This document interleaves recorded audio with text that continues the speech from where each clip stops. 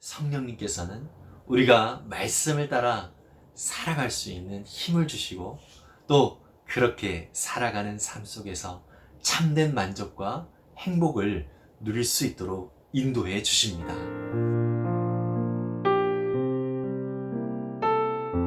안녕하세요. 이태희 목사입니다.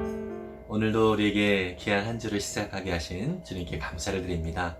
오늘 우리에게 주실 하나님의 말씀은 신명기 31장 9절에서 18절까지의 말씀입니다. 제가 세번역 성경으로 읽도록 하겠습니다. 모세가 이 율법을 기록하여 주님의 언약궤를 메는 레위 자손 제사장들과 이스라엘의 모든 장로에게 주었다. 모세가 그들에게 명령하였다. 7해가 끝날 때마다 곧 빚을 면제해 주는 해의 초막절에 온 이스라엘이 주 당신들의 하나님을 뵈려고 그분이 택하신 곳으로 나오면 당신들은 이 율법을 온 이스라엘 백성 앞에서 읽어서 그들의 귀에 들려 주십시오. 당신들은 이 백성의 남녀와 어린 아이만이 아니라 성 안에서 당신들과 같이 사는 외국 사람도 불러 모아서 그들이 율법을 듣고 배워서 주 당신들의 하나님을 경외하며 이 율법의 모든 말씀을 지키도록 하십시오. 당신들이 요단강을 건너가서 차지하는 땅에 살게 될 때에 이 율법을 알지 못하는 당신들의 자손도 듣고 배워서 주 당신들의 하나님을 경외하게 하십시오. 주님께서 모세에게 말씀하셨다. 이제 내가 죽을 날이 가까이 왔으니 여호수아를 불러 함께 회막으로 나아오너라. 내가 그에게 명을 내리겠다. 그래서 모세와 여호수아가 회막으로 나아갔다. 그때 주님께서 구름 기둥 가운데서 장막에 나타나시고 구름 기둥은 장막 어기 위에 머물러 있었다. 주님께서 모세에게 말씀하셨다. 너는 내 조상과 함께 잠들 것이다. 그러나 이 백성은 들어가서 살게 될 그 땅의 이방신들과 더불어 음란한 짓을 할 것이다. 그들은 나를 버리고 나와 세운 그 언약을 깨뜨릴 것이다. 그날에 내가 그들에게 격렬하게 진노하여 그들을 버리고 내 얼굴을 그들에게서 숨길 것이다.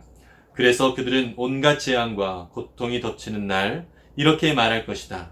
우리 하나님이 우리 가운데 계시지 않기 때문에 이런 재앙이 덮치고 있다 하고 탄식할 것이다. 그들이 돌아서서 다른 신을 섬기는 온갖 악한 짓을 할 것이니 그날에 내가 틀림없이 내 얼굴을 그들에게서 숨기겠다. 아멘. 하나님은 모세에게 율법을 기록해서 매 7년마다 면제년, 안식년이라고 하는데요.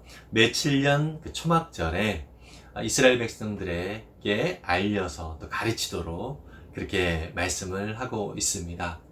하나님께서 이스라엘 백성들에게 계속 반복해서 하나님의 말씀을 가르쳐서 그 말씀을 마음에 새기도록 그렇게 명하고 계십니다.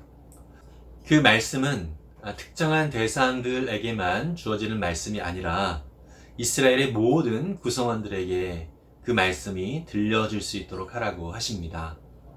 특히 남녀뿐만 아니라 어린 아이들 그리고 외국인들까지도 이스라엘 백성들 모두가 하나님의 그 말씀을 따라서 살아가도록 하나님께서 그 백성들에게 말씀을 계속해서 가르치고 지키도록 하라고 말씀을 하고 있습니다.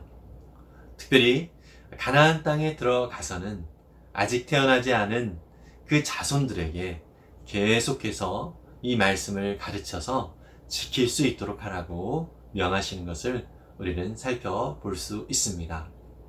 이스라엘 백성들이 참된 복을 누리면서 살아갈 수 있는 유일한 방법은 바로 그들이 하나님의 진리의 말씀 안에 거하는 것입니다.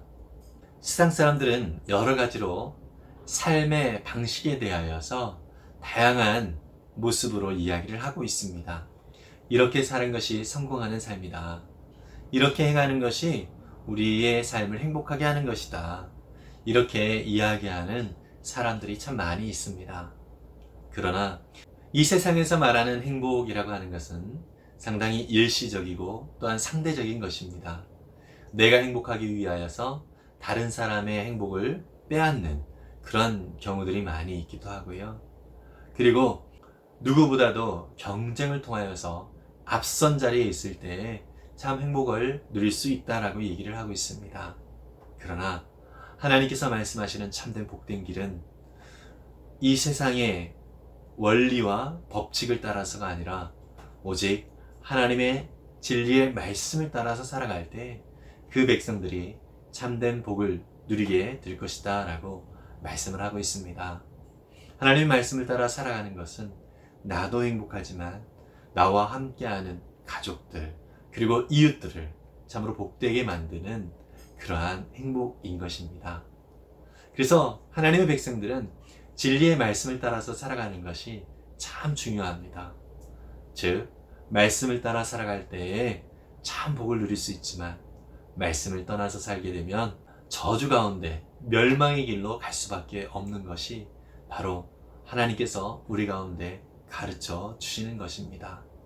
저와 여러분은 우리의 인생 속에서 이 말씀을 따라 살아가는 삶이 가장 우리를 복되게 하는 삶이다라고 하는 사실을 늘 마음에 간직하고서 이 말씀을 반복하여서 우리 마음에 새기고 또 그 말씀대로 살겠습니다라고 하는 이 믿음의 고백이 끊임없이 우리 속에 있기를 간절히 바랍니다. 하나님은 그리고 모세에게 이제 다음 후계자인 여호수아를 회막으로 데리고 와서 하나님의 말씀을 듣도록 하십니다. 하나님께서 여호수아와 또 모세에게 하시는 말씀은 이스라엘 백성들이 가나안 땅에 들어가서 하나님을 외면하고 또 우상 숭배를 하게 될 것이다. 이러한 말씀을 하십니다. 참 안타까운 말씀이죠.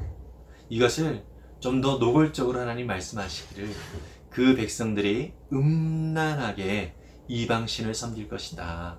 이렇게 이야기를 하십니다. 실제로 우리가 이스라엘의 역사를 통해서도 알 수 있는데요. 이스라엘은 정말 지속적으로 우상을 숭배하고 하나님을 따르기보다는 이방신을 섬기면서 또 하나님의 법에 따르기보다는 자신들 마음대로 살게 되었다라고 하는 것을 이스라엘의 역사를 통해서 우리는 확인할 수 있습니다. 특별히 이스라엘이 북쪽과 남쪽으로 두 나라로 이렇게 갈리게 되어지는데요. 북이스라엘은 19명의 왕들이 등장을 합니다.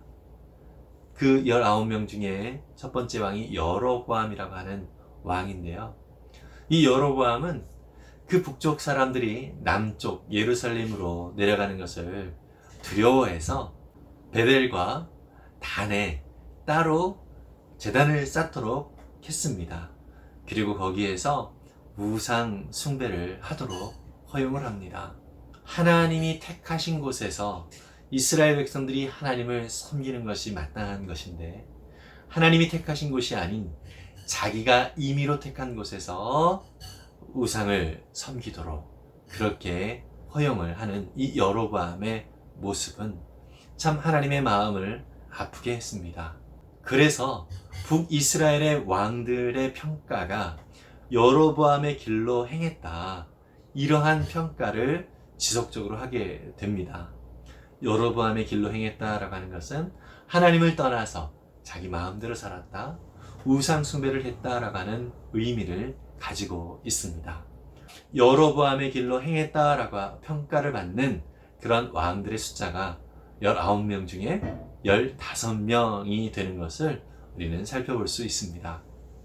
많은 왕들이 또 많은 백성들이 하나님을 따르기보다는 우상을 숭배하고 자기들 마음대로 살았다라고 하는 것을 우리는 확인할 수 있습니다. 그런데 하나님을 따르지 않고 자기들 마음대로 살다 보니까 우상을 숭배하며 음란하게 살아가다 보니까 결국 이스라엘은 멸망의 길로 갈 수밖에 없었습니다. 오늘 우리의 삶도 마찬가지입니다. 하나님께서는 우리가 참으로 복된 길, 참 행복한 삶을 살기를 원하십니다. 그런데 우리가 그렇게 복되고 행복한 길로 나아갈 수 있는 유일한 방법은 하나님의 말씀을 따라서 온전히 순종하며 살아갈 때 우리는 참으로 복된 삶을 살 수 있습니다. 그러나 우리가 하나님의 말씀을 떠나 살게 되면 우리는 끊임없이 고민하게 되고 끊임없이 우리의 삶은 염려와 불행으로 채워지게 될 것이고요. 결국 멸망의 길로 갈 수밖에 없습니다. 진정한 회복은, 또 진정한 행복은 하나님 안에, 하나님 말씀 안에 살아갈 때에 우리 가운데 주어진다는 사실을 믿음으로 고백하고, 또 그렇게 말씀 가운데 굳건하게 살아가는 우리 모두가 될 수 있기를 바랍니다.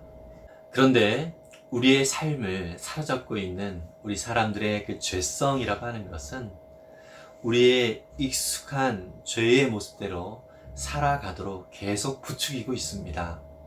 사실 이것이 우리가 하나님의 말씀을 따르는 데 있어서 가장 크게 방해가 되어지는 것입니다. 하나님의 말씀을 따라 순종하면서 살아가는 삶이 우리 가운데 복된 길인 줄 알면서도 끊임없이 하나님의 말씀을 가까이 하기보다는 내 경험과 내 생각과 사람들의 말에 더 귀를 기울이고 우리는 우리의 생각, 편한 길로 나아가려고 하는 경향이 참 많이 있습니다. 어쩔 수 없는 우리의 모습인 것 같습니다. 그러나 하나님께서는 우리 가운데 약속하시기를 성령 하나님이 우리 안에 내주하셔서 우리와 함께 하시겠다라고 말씀을 하고 있습니다. 실제로 하나님은 우리와 함께 하고 계시는 분이십니다. 그 하나님을 우리가 우리 마음속에 끊임없이 인정하고 그 하나님을 더욱더 의지하여서 도움을 구한다면 우리 속에서 우리의 익숙했던 죄성에 따르는 삶이 아니라 이제 그것을 역행하여 하나님의 뜻과 하나님의 말씀대로 살 수 있는 힘과 또 능력을 우리 가운데 허락해 주실 것입니다.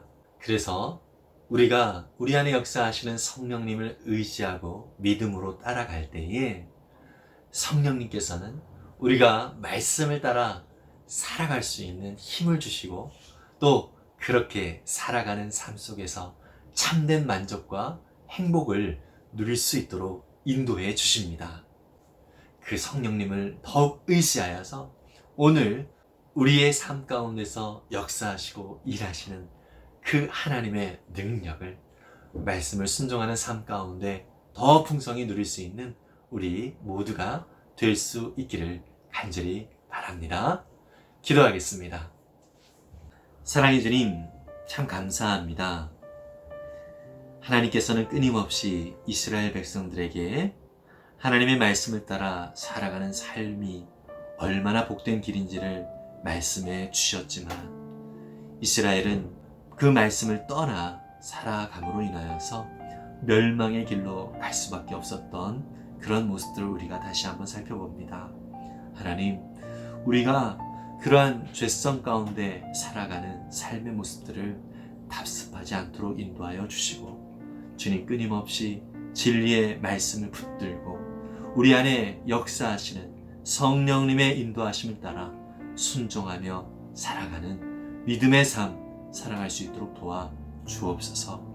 주님, 혹시 우리의 삶 속에서 하나님 말씀을 떠나 있는 영역이 있는지를 살피게 해주시고 다시금 하나님 말씀에 우리의 삶을 내어드리면서 늘 진리의 말씀 가운데 살아가는 삶에 참 만족과 기쁨을 누리는 거룩한 주님의 자녀들 모두 될 수 있도록 도와 주옵소서. 주님, 우리의 삶이 불행하고 또 우리의 삶이 힘겨운 것은 진리의 말씀을 따라 순종치 않았기 때문임을 우리가 인정하면서 주님 성령의 인도하심을 구하고 주님 앞에 순종하며 살아갈 수 있도록 우리의 심령을 새롭게 하여 주시옵소서.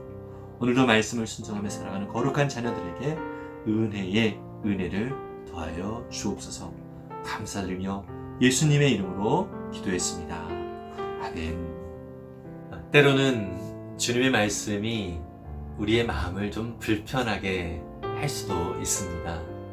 그러나 그 불편함을 느끼는 우리의 모습은 옛자, 그 죄성에 물든 그러한 옛자의 모습이다라는 사실을 우리가 기억했으면 좋겠습니다.